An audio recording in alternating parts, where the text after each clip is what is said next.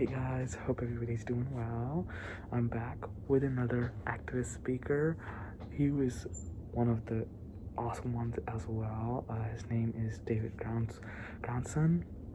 I wasn't able to get into the meeting due to some technical difficulties, but I just got the recording of the Zoom meeting and I saw it, and I really wished I was there because he told some amazing stories that really I laughed at them, but were really powerful too.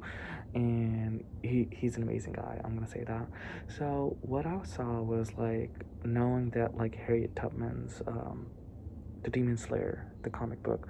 I thought it was a comic book. He originally was thinking, I'm gonna publish it as a comic book. I'm just gonna write it as a comic book. No, he told us that originally it was a story that he was thinking about, and he thought Harriet Tubman was like a really petite woman, so he wanted the main character to be like that, and he had the back mind of a ninja warrior, a 4'9" woman fighting a big werewolf or a demon and all that. So he had a visual of the story regarding the comic book, but he didn't know if he wanted this as a story or if he wanted it as a movie or a book or a comic book. So along with that, his story was, he told us that it became a comic book because he had an accidental from God's side, long layover in New York, and he was sitting at the place and he saw a shop with a book saying inside how to write comics. That's where he started to go off and started writing the book as a whole comic. The main plot line, the main perspective of the Harriet Tubman's fighting demons is Harriet Tubman, when slave owners can't stop the formidable ninja warrior Harriet Tubman, they call on the help of vampires, they call on wolves, demons, witches, and all that to stop her. And Harriet Tubman must lead, like in the book it shows, she must lead a family of slaves to freedom while battling an army of darkness.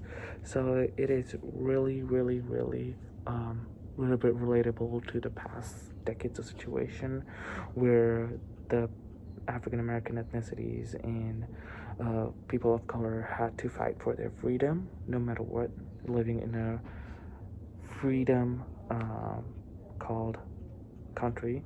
They didn't have any much freedom in it, and that is, I would say, it's most of the perspective taken out from the decades of non-freedom and fighting for it and gaining it, and the struggle along with it is shown in the comic book. I would regard to that. Also, amazing guy.